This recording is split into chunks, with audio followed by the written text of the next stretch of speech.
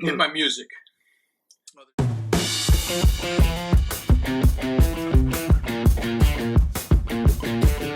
Welcome to the show, folks. I'm Bill Polkowski. I'm Tony Maiello. We're two cynical a-holes, and we're going to talk about stuff. If you're new to finding two cynical a-holes, we're a couple of a-holes that Talk about stuff. And we have a unique outlook on just run-of-the-mill everyday shit. I don't find it to be unique. You know what I find it to be? What? Truthful, honest, Well, we straightforward. are. See, and that's why people call us a-holes, because we don't mince words. We don't try to sugarcoat anything. We just say it like it is, and people get mad at us for it. Which I'm okay with. If you can't take the truth, it means you got something to hide. So we just got back from the movies. Yes, we just saw Joker. Yes. And what will follow will be a spoiler-filled review and discussion of the film. Yes, So if you indeed. do not want the movie spoiled for you, stop watching or stop listening. Whatever you're doing, just stop it. And come back later after you see the movie.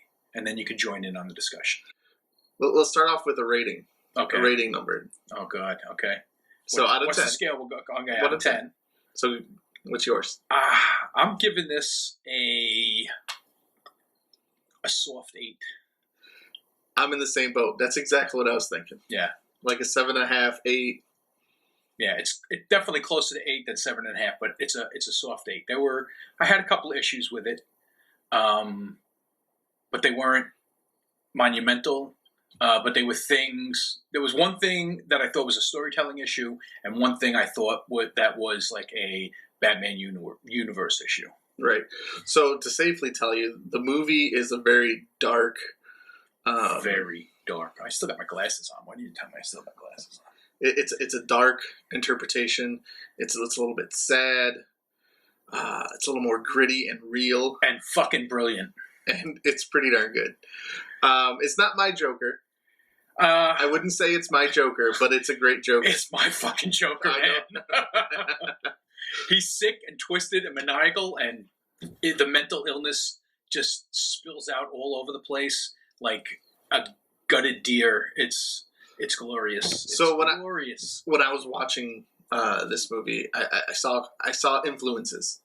I saw Taxi Driver. Yes. I saw Falling Down. A little bit, yeah. Okay. I mean, him, yeah.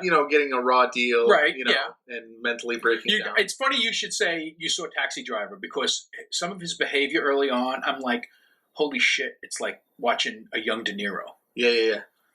So, I saw those two things. And then I also saw, and I guess you can tell me if I'm wrong, because I've never actually seen the movie, but that one, Mr. Late Night? No.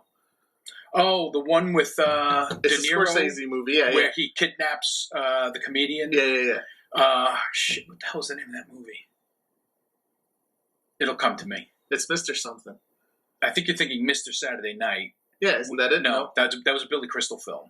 Yeah, you're right. I can't remember the name of that movie, but it'll come to me. It's we'll Google it. I guess I'll look it up. So we'll finish your thought. I'll look it up. You finish your thought. Okay. Here's my phone. So it was a much darker take on the Joker, set in more in reality. A lot of mental issue. It's set in sometime in the 70s, I would say. Yeah, definitely. By the way the city was.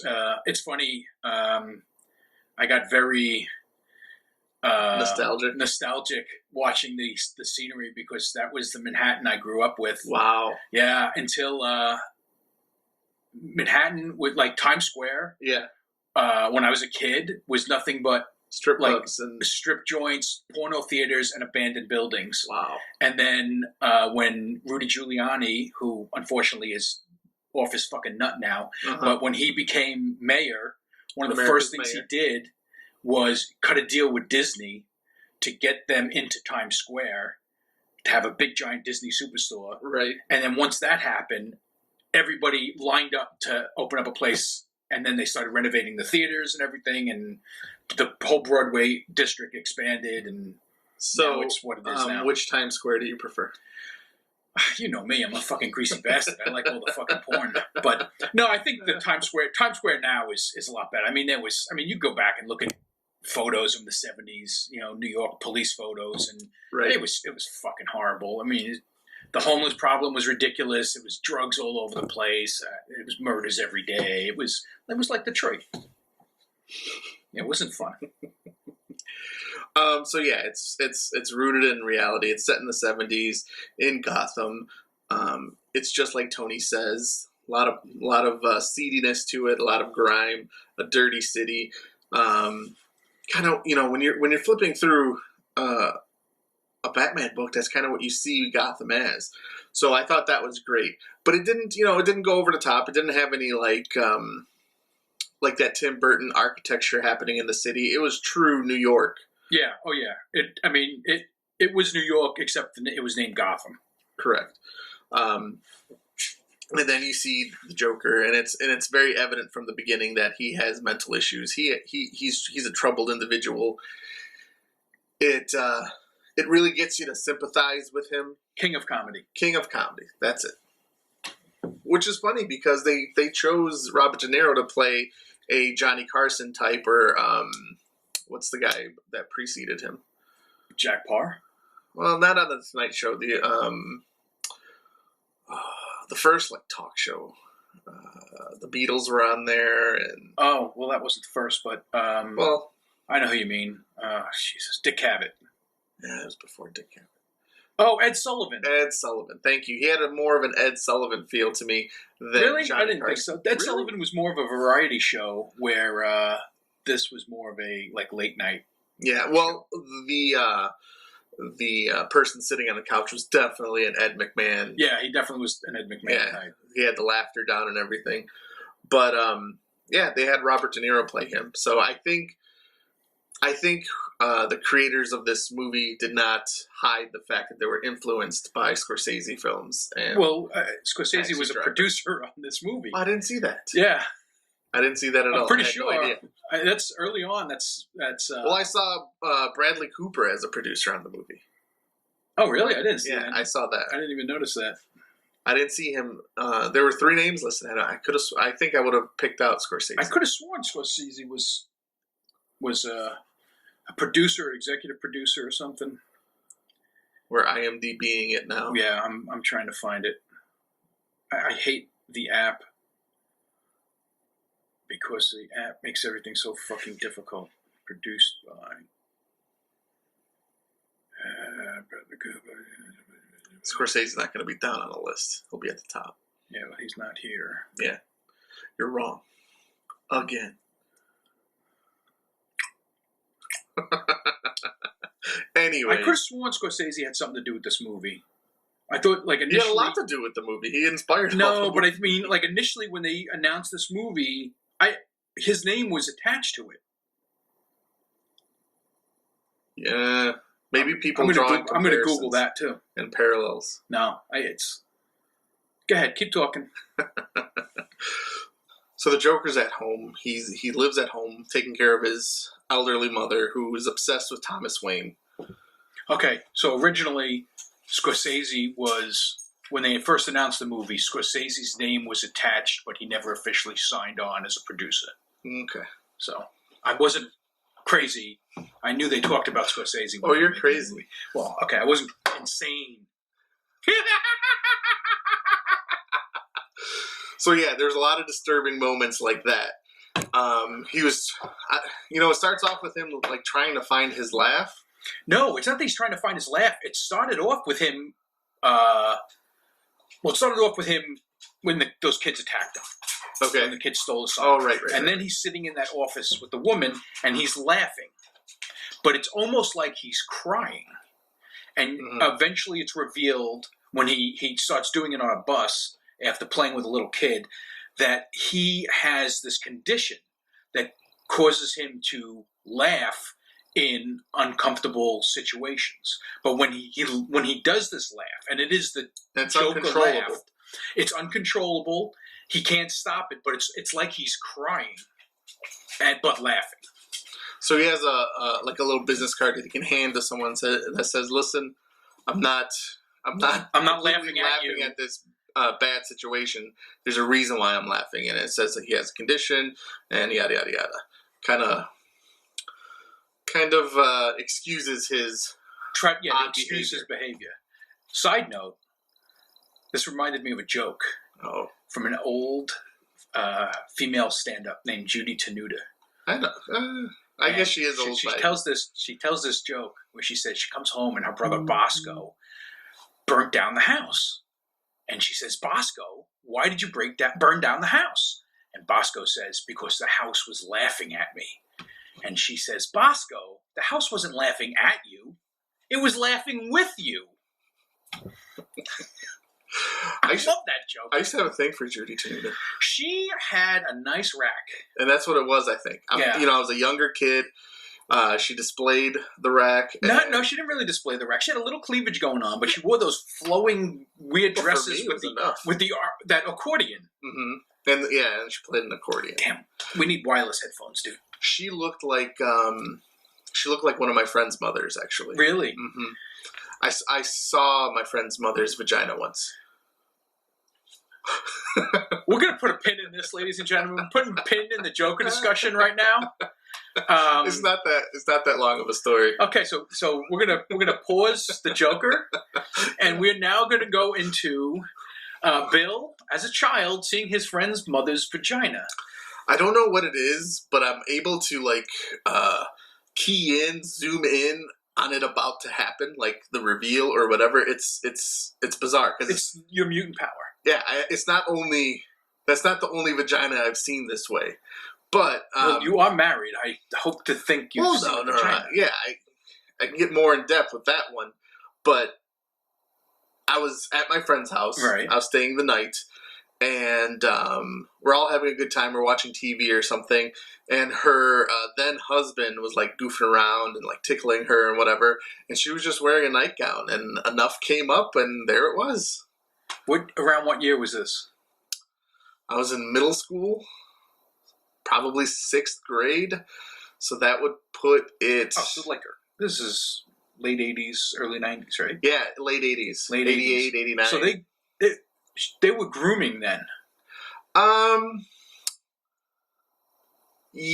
little bit. Yeah. I mean, you didn't have. We were in the 80s and 90s, but at the time she was probably in the 70s, 30s. Okay. Oh yeah. Well, whatever. I'm a little bit older, but like back when I was a kid in the 70s. Yeah. To the late 70s, maybe early 80s. Big bush. If you got to see a chick's vagina, it looked like they had buckwheat in a headlock between their legs. Leg lock. The leg lock. Yeah, there you go. Mm-hmm. Now by the late 80s, they were grooming. They actually were marketing tools to groom said area. Yeah, it wasn't that. Another time that I saw a vagina like that, I was visiting my girlfriend at her apartment, and she shared an apartment with 2 cousins.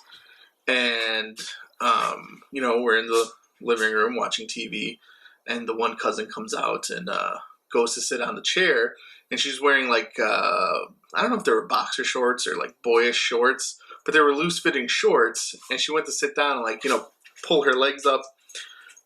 And kind of sit underneath. Yeah. And boom, there it is, full glory. Nice. Yeah. So I don't know. I either I'm a creep and I'm constantly looking for a flash of vagina. Yeah, that I would go with that one. But it seems like I was always ready. Right place, right time. Yeah. So those were my flashes of vagina. Okay, back to the Joker discussion. Yes. This is my dog. I don't know if you can see him in the background. This is Riley. What are you doing? Shedding all over the place. Lie down. So the movie, I don't know if we need to go step by step throughout the. We don't have to go step by step. But the movie was great. There were some moments that were, Joaquin Phoenix did a phenomenal job of being creepy. If he doesn't get an Academy Award nomination for this, I'm not saying he deserves the role because I don't know what else he's going to be up against, but his performance, and you want to talk about Scorsese-inspired and De Niro-inspired, he truly... I don't know how much weight he lost for this role. He looked sick. He was disturbing looking. And, yeah, his anatomy was very disturbing. He had like a hunchback, and well, he did that by arching his back and contorting. he contorting his body to make his bones stick out and everything. But there's that old Dr. Jekyll and Mr. Hyde movie where there's not a whole lot of makeup. The guy just distorts his body and everything. Yeah, right. And I saw that. I saw that happening. His performance, I think, his performance and the photography. Yeah. The cinematography in this movie is incredible. It's good. It's incredible. I mean, it's almost like another character. It's so good because it adds a lot to the uncomfortableness of scenes. And, it drags you right into the 70s. I mean, it really brings the grittiness out. And it's. I mean, it was really good. I really, really, really enjoyed this movie. I really liked the depiction of his mental illness kind of decaying him and pushing him to this level of insanity. And they show a clear path of why it happened and, you know, the lack of funds for treatment, all this. I mean, they put the pieces in place so it's not just like he just decides he's going to go nuts, whatever. It's done like real world ish. See, I got a different take on that. Really? Yeah. So early on, you see that he's mentally. He's got mental illness. He's got a mental issues. Illness. Yeah, he's got issues. He's on a lot of medications. He's talking to a therapist, and during this time frame, he's weak. He's very peculiar. I thought he was decaying then. I thought when he came off the meds and he let the psychosis or whatever take over, he started to protect himself. He started to gain confidence. See, well, that's what happens with meds. Right. No, but see, when you the meds, the meds they don't just affect your brain, like whatever mental illness you're being treated for. The meds don't just affect that. Mm-hmm. They affect you physically, and they affect you mentally in another way. So the meds might be treating the illness, mm-hmm. but they're also affecting the person and changing the person from who they are. Right. So that's what I'm saying. So when he comes off the meds, that's who he is. Right. Right. That's what I'm saying. But that's what I mean. He was that's what I mean. He was decaying. Right. And then he suddenly there's no more funding. He has no he's not getting medication anymore. Right. And now his illness isn't being treated. So now the insanity is taking over. It's as if the Joker persona was the cure for him. It really was. He, again, protecting himself, more confident. He's not laughing as much in uncomfortable situations. He's just laughing when he wants to laugh. Right. So, yeah, that's the take I took on it. It's that it helped. We have a similar take. I just expressed it differently. Okay. Let's talk about your favorite scene. I know it's your favorite scene. God. When I saw it, it's as if Tony wrote it himself. So, two comedians come by his house after his mother dies. Not comedians. Clowns. I'm sorry, because he was a party clown guy. Yeah, he worked at a party clown. So these two party clowns come, and one of them's a midget. And the other person. One... Huh? A little person. A little person. And the other one is a guy who he had, like, conflict with. Mm-hmm. So when they come in, the guy who he has conflict with starts like, hey, the cops are questioning me, and I just want to make sure our stories are straight, blah, blah, blah.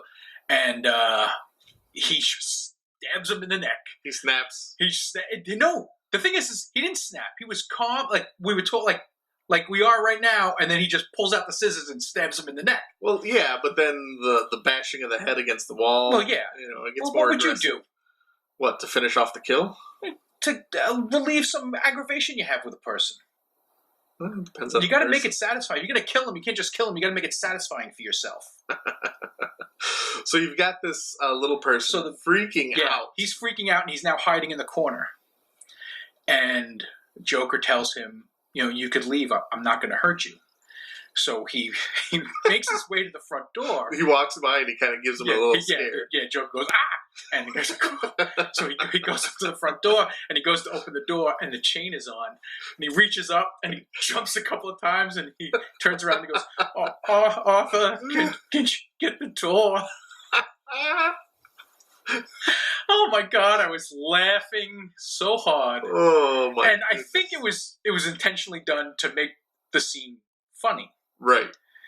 Because there were a lot of people laughing in the theater. We weren't the only sickos. You're right away you're thinking, this poor little guy's going to get it next. And then he tells him, I'm not going to hurt you. And he goes to the door and he can't get out.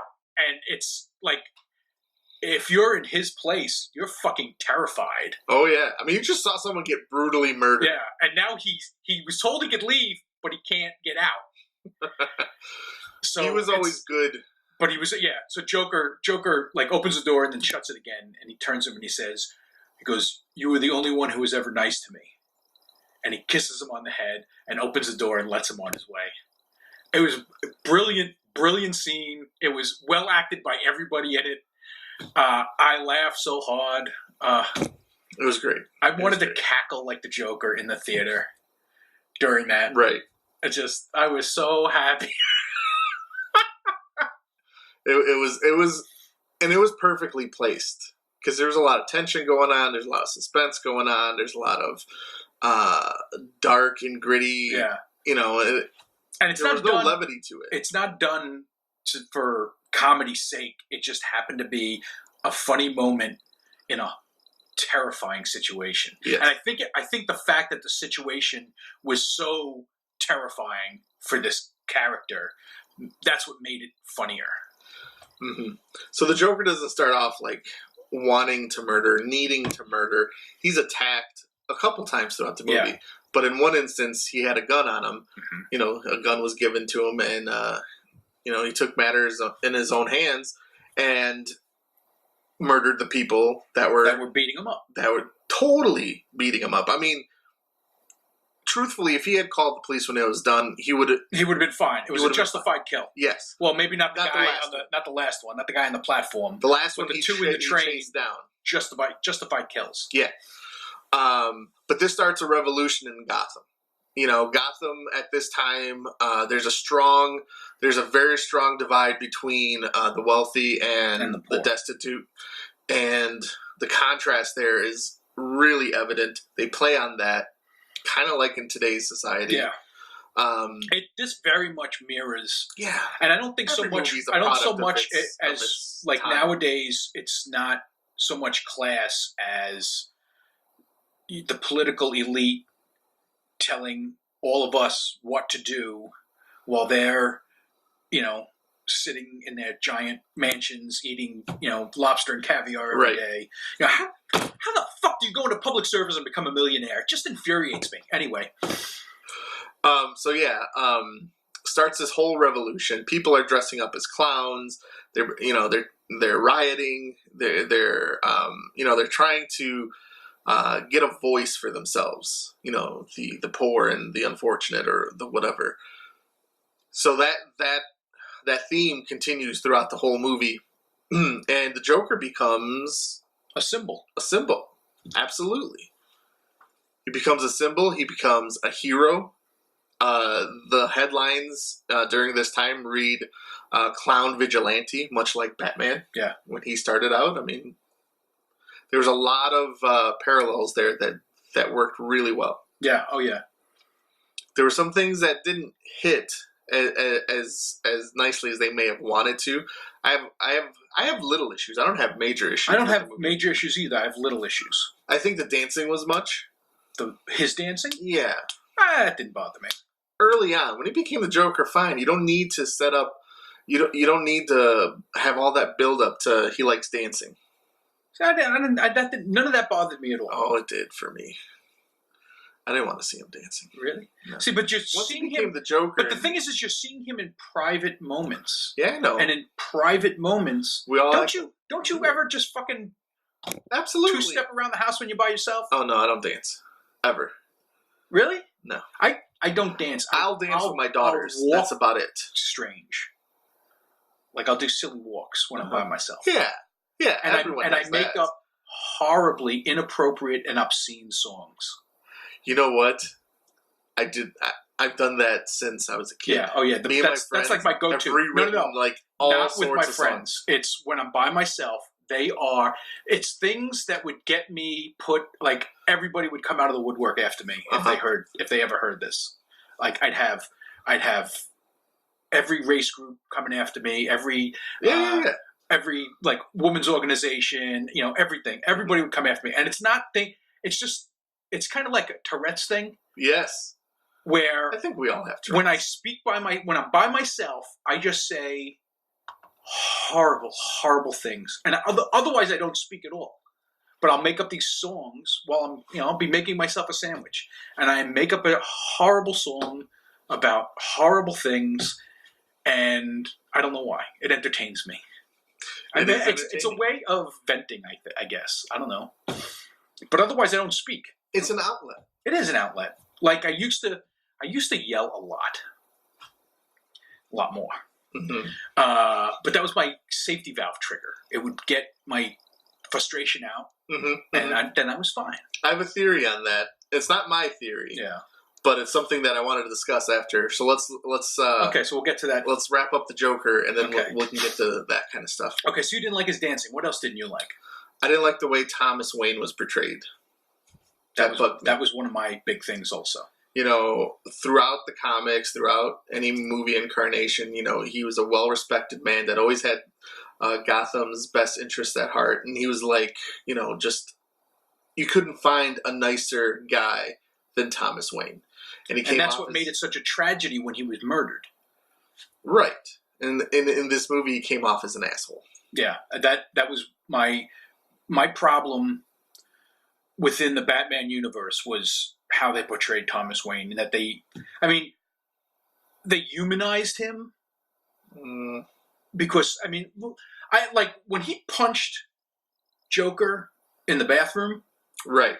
As soon as he punched him, that's what I didn't like most. As soon as he punched him, I'm like, "Fuck! Why'd they have him do that?" And then he says, "Touch my kid again, and I'll kill you." I understood that, and so it's like, all right, they redeemed the punch with that line, but still. Somebody touched your kid, I do a lot more. If somebody touched either of our kids, I do a lot more than just punch him. Right. He wouldn't be getting off easy. I'd chew his nose off his face and then tell him next time I'd kill him. So in the movie, they present an idea where the Joker is Thomas Wayne's estranged son. Right. They clear that up. He goes to Arkham and gets her file because he finds out that she was troubled. But they still left it open-ended. No, they didn't. Yes, they did. There's a photo of his mother. Yeah. And on the back, it says TW. Yes. Yeah. And it's written, "You have a great smile." And it's her, looking all hot in her younger years. Yeah. And it says, "Love TW." Yeah. Thomas Wayne. So, for someone who is rich, has a lot of money, it's easy to it would have been easy for him, especially at the time, like to have her committed and do adopted him. Right. So he was capable of affording the cover up. So you're left with it hazy, and I do not want the Joker to be Batman's brother. No, yeah, that doesn't need to be a dynamic. Yeah, I didn't like that. The other thing I didn't like was he starts this relationship with the neighbor. I didn't like it at first either, but the relationship I loved. Oh, I didn't mind that at all. I thought it was moving fast. I'm like, there's no build up here. How's that happening?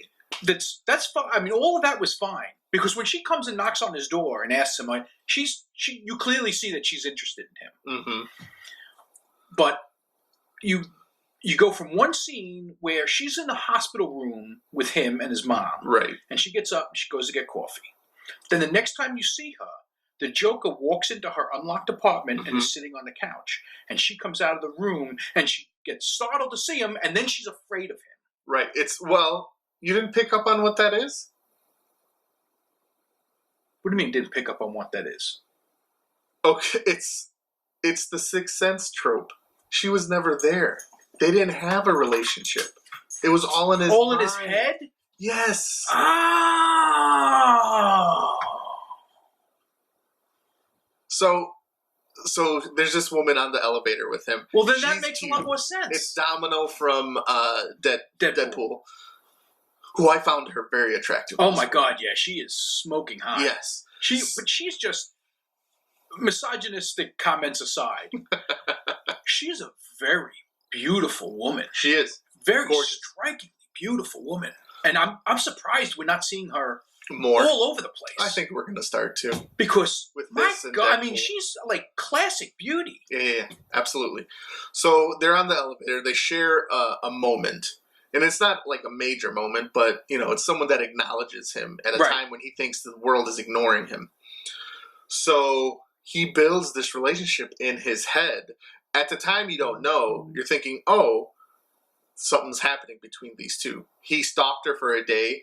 And when you see that, he comes back to his apartment and she knocks on the door and she goes, "Were you following me today?" And then they kind of jokingly, he made light of it. Yeah. And they connected. So then a relationship started developing. You started seeing her in scenes. And at the time I thought, there's not enough build up there. There's not enough backstory. They're just popping in these scenes.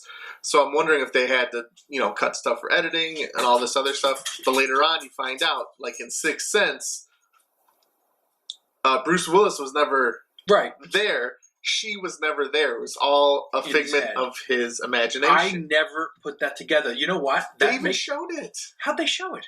They showed him at the door where she was talking to him, and then they showed her disappear. They showed him in the So hospital they showed room her sitting walk by away. himself. No, she didn't walk away. Yes, She she wasn't did. there. When you rewatch it, you'll see. I'm going to rewind. I'm going to go see it. You're going to again. have to. It's great. It's this. I love this movie even more now. Yeah. She was. So that's why if she's that's- freaking out. Then I give this movie a 9 now. It goes from a soft 8 to a soft 9 because Okay. that's fucking brilliant, and I didn't pick up on that. Yeah. And that's fucking brilliant. Holy crap! I love it. Then Yeah. wow. Okay, this movie. I love this movie. It was This a is good probably the movie. best movie I've seen all It year. was a good movie. It's by far the best DC movie made This. You know what? I don't even. in the past decade, at least. Yeah. Oh yeah. 2 decades, maybe.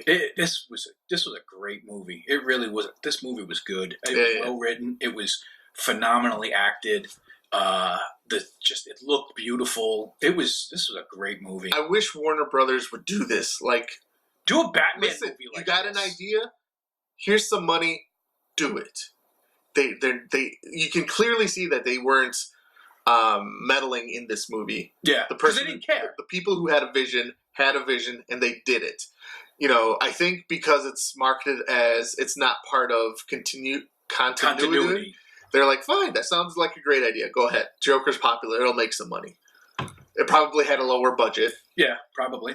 And this is what they need to do. Leave the creators alone. Let them make Let the the movies they people want who to make movies make the movies, and let the fucking suits just pay for shit, and then cash the checks at the end. Yeah. So, yeah. I mean, it was great. It was great. At the end, he kind of embraces his new Joker persona. He's completely a new person. And you can see, like, you might have always wondered, well, how does he get all these henchmen and stuff like that, or all these people to follow him? He became a symbol for Gotham, and all these people looked up to him. I mean, he had a people crowd. who were downtrodden, Yeah. who felt brushed aside by society. They kind of took him as their symbol of hope. Somebody who was going to change things by going after what they thought was causing them to be in their situation. Yeah. So, yeah, guys, go out and see it. Even if we spoiled it for you. I mean, there's things that we told you at the beginning, if you didn't see the movie, don't watch or listen to this yet. So we spoiled it for you. It's your own fault. Yeah, what he said. Go see the movie. Damn it. Go see it. It's great. I can't wait He gives to see it a 9 now. I mean... Soft 9, but a 9. Okay. Yeah, I fucking loved it. I loved it.